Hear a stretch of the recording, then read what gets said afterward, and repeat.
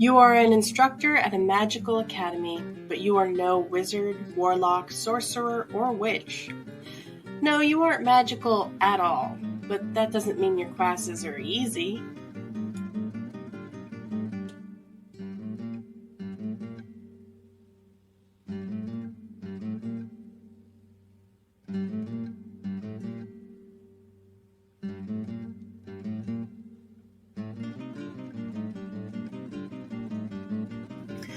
Wands away, please, Ms. Patty Took said. They won't be needed here. In this class, we will be focusing on the ethical and safe use of magic. Allow me to begin with a cautionary tale. There were two young mages who decided it would be fun to explore magic together without using any protection. They possessed incredible magical abilities and were often seen practicing spells together, their eagerness to explore the depths of their powers unbounded. One fateful evening, while engrossing in their magical studies, we will call them Lily and Oliver, stumbled upon an ancient scroll. It contained a powerful spell that promised to enhance their abilities in unimaginable heights. Ignoring the warnings etched in faded ink, they decided to cast the spell together, without considering the need for protection or obtaining each other's consent. As they chanted the incantation in unison, an intense surge of magical energy enveloped them. Unbeknownst to them, the spell they had cast was far more potent than they anticipated, and without proper precautions, their magical energies intertwined in an uncontrolled fusion. Days turned to weeks, and Lily and Oliver began to notice strange side effects. Their powers grew erratic and unpredictable. Spells that once came naturally now unleashed unintended chaos.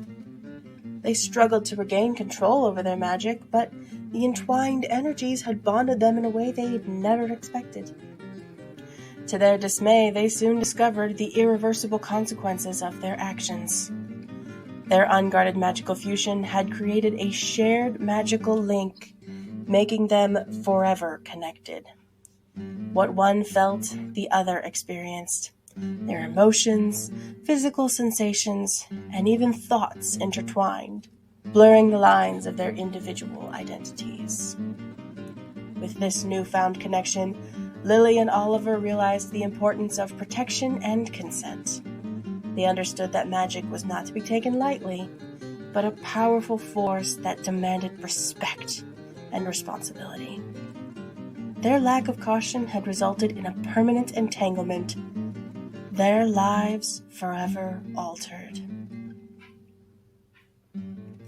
The class that was minutes earlier a raucous cacophony of talk and laughter was now wrapped in silence. Bethany got up and ran out of the room crying, while Derek ran after her. "What was that about?"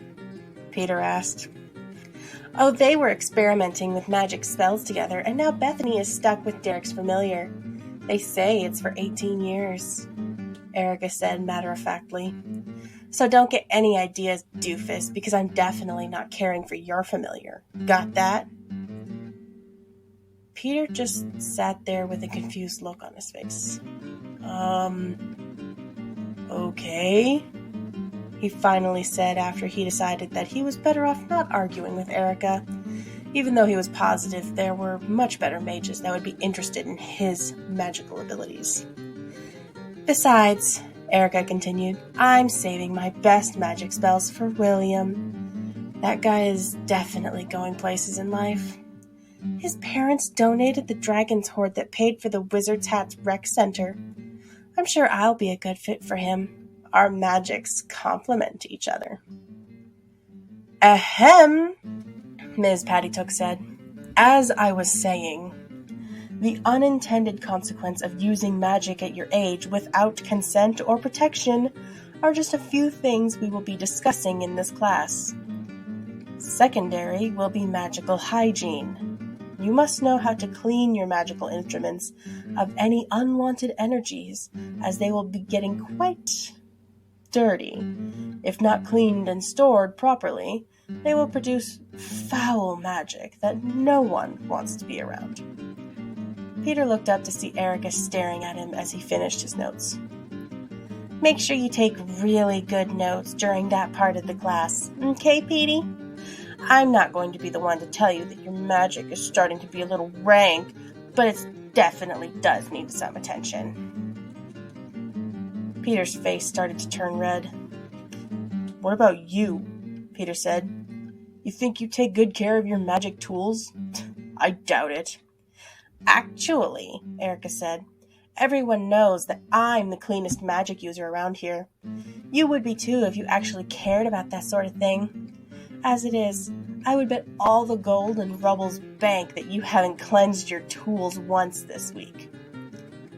Peter looked away abashed. This month? Erica asked.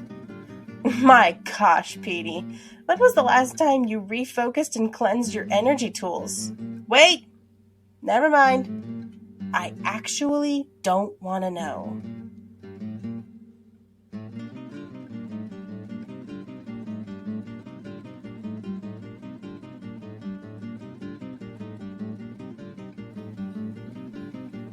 I watched my class fill from the nearby room. Not many made it this year, it seems. Hopefully they aren't some magic family kids again. I let out a heavy sigh and entered, quickly moving to my desk, hearing the whispers how I must be the only one that's still dressed like one of those old witches. You all had managed to get the credits for my course and opted into Obscure Arcana too. I let my eyes wander over them as I see a raised hand and nod to her. Miss, you have no magic. You are right. I have no magic of my own. I see you all wonder now how I could teach this infamous hard course then. Well, it's rather simple. Before we had magic, we had something else. And both have created its own art. My hands went below the desk as I got out the box. What is this? No one? Not even a guess. I pressed a button and a hologram appears above us as the lights go out. Technology precedes magic, but magic does not make science obsolete. I pressed another button and had to suppress a smirk at their shocked faces. Yes, I have taken your magic. If you want to know how, you better pay attention now. As I opened the blackboard with the magic circuits and the math behind it.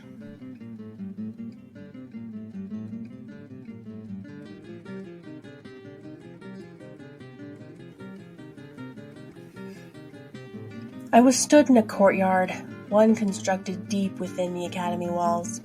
A glance overhead told me the weather would be perfect for the initiates this year. Pleasantly warm, with only wispy clouds. Exactly what I needed. I heard the telltale creak of the door opening, with shuffling feet coming in. There were a few mutters dispersed throughout the group, but most were silent. That pleased me. I had met a few loud classes before, and as fun as it was to shut them up, it grated on my nerves. It always seemed they thought they were special, above the common man. I kept my relaxed pose, turning my attention to them. There were 10 this year, with an even split of boys and girls. I noted that with surprise, as most years were slated heavily in the girls' favor. But I made sure to keep my face neutral, seeing them awkwardly hold bags of learning materials. They fidgeted beneath my gaze. Even without powers, I could tell I made them nervous. And with good reason. Not that they knew it yet. Greetings, initiates.